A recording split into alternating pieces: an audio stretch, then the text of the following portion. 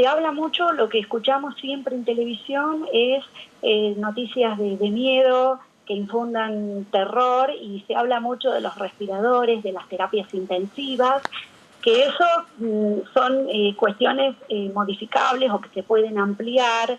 Eso por un lado está bien, pero ese tema es la punta del iceberg.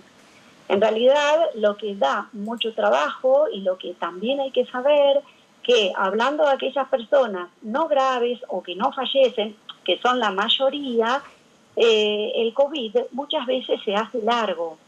O sea, nosotros hablamos de un COVID agudo dentro de las 4 semanas, a donde aparecen síntomas como astenia, artralgias, niebla mental, palpitaciones, dolor torácico, fenómenos tromboembólicos puede haber, caída del cabello. Nosotros a ese COVID lo consideramos agudo, y también hablamos de un COVID que va desde las 4 semanas a las 12 semanas, que es un COVID persistente, subagudo, y en algunos casos puede extenderse más allá de 6 meses, lo que sería un síndrome post-COVID o COVID crónico.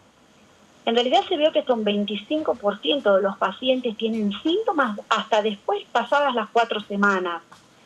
Y un 10% de aquellos que tuvieron cualquier tipo de COVID siguen teniendo persistencia de síntomas.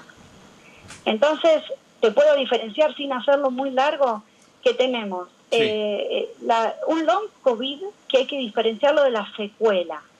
El COVID prolongado, aquel que tienen síntomas pasadas las 4 semanas, no hay daño orgánico permanente, y es un paciente que nunca dejó de sentirse mal.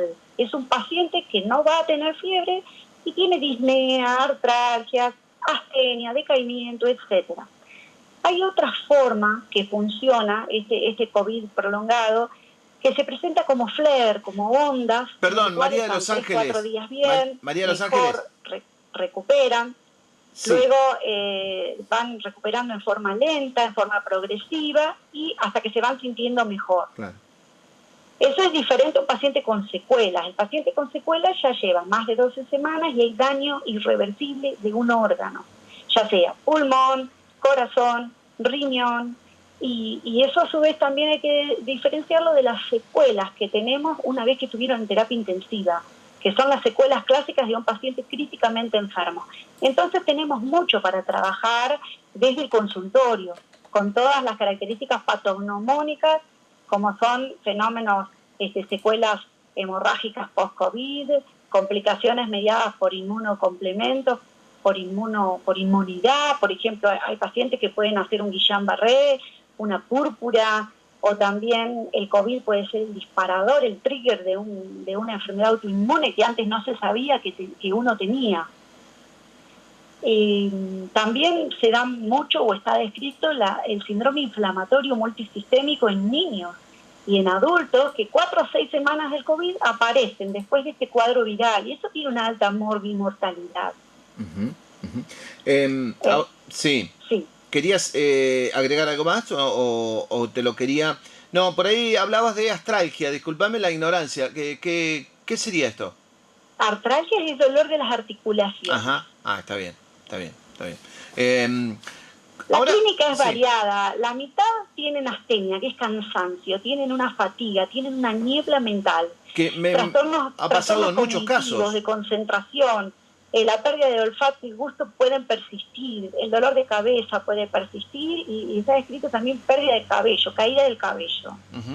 La tos persistente.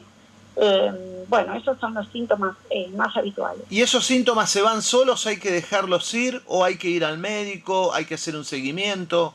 Hay que hacer un seguimiento, y sobre todo ver qué clínica tuvo, porque, por ejemplo, un paciente que tiene tos o falta de aire persistente, necesitamos trabajar en conjunto. Somos un equipo acá con kinesiólogos para la rehabilitación pulmonar. Un deportista, por ejemplo, de 25 años, delgado, que si tuvo COVID, tuvo un cuadro respiratorio o tuvo una miocarditis, pericarditis, tiene que empezar gradualmente y tiene que hacer unos meses de reposo de su actividad física. Los pacientes suelen quedar con trastornos psiquiátricos, depresión, ansiedad, trastornos del sueño. También digo que trabajamos en equipo porque como hay riesgo de trombosis, sobre todo en personas que ya tienen ciertos temas de base en los cuales nos predisponen a tener trombosis, y desde ese punto de vista, en mujeres, por ejemplo, hay que reevaluar el método anticonceptivo. Si la paciente tuvo una enfermedad severa y tiene mucha insuficiencia venosa o tiene riesgo de tener un trombo per se, hay que también trabajar con los ginecólogos y ver de dilatar la contracepción hormonal y buscar otro método. Por eso, son distintos aristas. Tenemos que controlarlos mucho tiempo y hay muchas cuestiones entre el COVID prolongado y las secuelas. Bien. Y eso es lo que nos lleva mucho tiempo y estamos aprendiendo todos los días, pero no se habla solo de la terapia y los respiradores y esa punta del iceberg. Pero hay, sin duda es que hay una base muy amplia también para seguir tratando, ¿no? Hay factores de riesgo para que queden con estas cosas, con secuelas o con un COVID prolongado, y son la obesidad, la edad avanzada y la severidad del cuadro que haya tenido. Pero por otro lado, podés ser joven y flaco y podés tener o quedar con un long COVID. Bien, recordamos a los oyentes, estamos con la doctora María de los Ángeles Saluz, infectóloga, que también realiza su actividad aquí en Clínica Santa Teresita. María de los Ángeles, bueno, sin dudas en estas últimas horas nos hemos visto, no sé si sorprendidos, por lo menos para mí pensaba que en algún momento debería o tenía que llegar, con respecto a lo que son las variantes de Manaus y Andina que ya se detectaron aquí en la provincia de La Pampa. ¿Cuáles son las secuelas, cuáles son las consecuencias, cuáles son los efectos que puede llegar a producir respecto a lo que era el COVID o lo que es el COVID común, como denominarlo de alguna manera? Bueno, primero me gustaría decir lo que es una variante. Exacto. En realidad, una variante es una cepa que tiene una serie de cambios o mutaciones que se repiten en distintas muestras aisladas de distintas personas infectadas y que si aumentan pueden prevalecer en una población con características propias y diferentes a la cepa parental. Hoy se puede decir que en casi ningún lugar del mundo está circulando la cepa Wuhan. Está claro que todos los virus mutan y más estos virus ARN mensajero, porque hay un error al replicarse en la célula del individuo. Pero bueno, estas variantes pueden ser irrelevantes o sí hay que darle importancia porque ciertas variantes tienen una diseminación más rápida, se transmiten mayor, tienen mayor capacidad de producir cuadros moderados a severos, cambia la edad de los huéspedes que afecta y son más virulentas porque evaden el sistema inmune, el sistema inmune ya sea el natural o el sistema inmune de las vacunas. Nosotros a las variantes tenemos las variantes de interés y las de preocupación.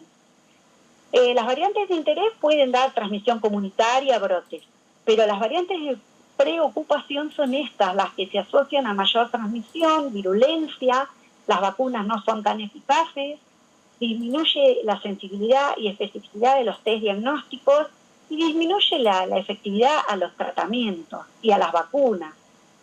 Tenemos en la Argentina 4 variantes de preocupación, que son la del Reino Unido, la de Sudáfrica, la de Brasil, la Manaus, y la India, hoy por hoy.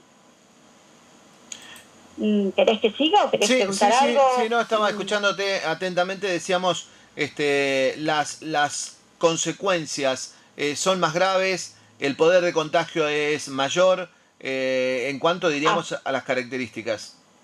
La clínica afecta a otro grupo etario, por ejemplo, se ve gente internada más joven. La terapia intensiva ya no está llena de gente de mayor edad, si bien sí hay, pero de 58 para abajo es el promedio. Hay pacientes de 20 y pico en la década de los 20 a los 30, 30 a 40 y 40 a 50 hasta 58. son más agresivas, porque estás internado en sala, necesitas más oxígeno. Eso habla de que tus pulmones tienen mayor injuria, mayor daño desde el vamos, necesitan mayor consumo de oxígeno y en menos días están necesitando un respirador. Esa es la diferencia. Y bueno, son muy graves, de mayor mortalidad, en menos tiempo. ¿Y cuál es el otro tema? Es que son severas y que, por ejemplo, según las variantes, las vacunas pueden tener algo de eficacia o nada. Por ejemplo, la variante del Reino Unido es importante. Bueno, primero apareció en octubre, creo, en ese país, y después se diseminó a 150 países. Es muy transmisible, 50% más transmisible, muy severa, pero las vacunas tienen algo menor de eficacia, pero son aún efectivas. La que tiene un poquito menos de eficacia es la AstraZeneca. Bien. Para la variante sudafricana, que hoy ya está esa variante en 100 países, también es más severa, más transmisible, y todas las vacunas son menos efectivas. Esa se vio en Brasil, se vio en un viajero acá en la Argentina, pero en un viajero lo importante es que no hay circulación comunitaria. En cambio, la variante Manaus, que es una de las que me deciste, que aislaron de 24 muestras que se mandaron, 12 son Manaus, de las muestras al azar que enviaron de la provincia de La Pampa. La variante Manaus tiene todo esto, más transmisible, más severa, se da en jóvenes y en niños, y básicamente altera la eficacia de algunas vacunas.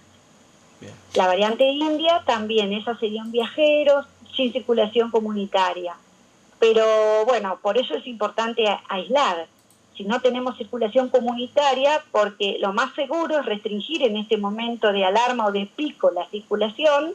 O sea, en este momento de pico es importante, es seguro restringir la circulación, porque cuanto más introducciones haya de estas distintas variantes, van a empezar a circular y puede llegar a haber circulación comunitaria.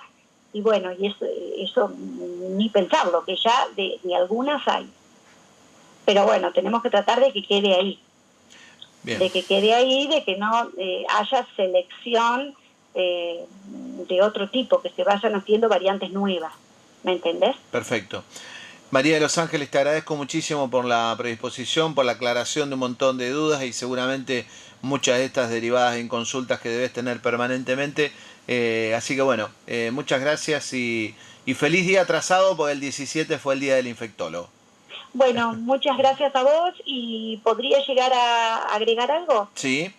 Algo que lo reitero porque son consultas de todos los días al teléfono. Entonces, si tuve COVID-19, ¿igual me tengo que vacunar? Sí. Y te preguntan, si me vacuné, ¿puedo tener COVID? Sí. Entonces, ¿para qué me vacuno? Se vacuna, hay que vacunarse para reducir la probabilidad de muerte en al menos un 80%. Ajá. Después, otra cosa que digo, todos los días me escriben al WhatsApp por el resultado de que se dosaron los anticuerpos post-COVID o post-vacunación.